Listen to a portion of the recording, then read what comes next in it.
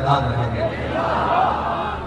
ہم اس عزم کے ساتھ آئے بیٹھے ہیں اور بات تو حضور کی ہوگی، اس لیے کہ فرقتا قدمش ہر کجا مین گرم کرشمہ دامن دل کشت فجا اجاز۔ نذیر نیشاپوری کہتا ہے کہ جب میں نے حضور کی سیرت کو، حضور کے مبارک سر کے بالوں سے لے کر حضور کے مبارک ناخنوں تک، پاؤں کے ناخنوں تک پڑھا نا، تو میرے دل نے گواہی دی اگر دل لگانا ہے تو یہی ذات ہے، اس کے علاوہ اور کوئی جگہ نہیں ہے جہاں دل لگایا جا سکتا۔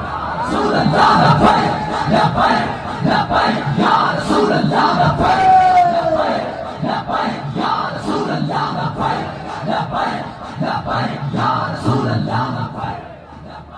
اور حضور کی ختم نبوت پر پیرا ہوگا کس طرح؟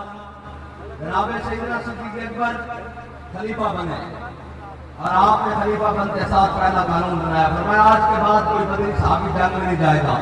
یہ اسلام کے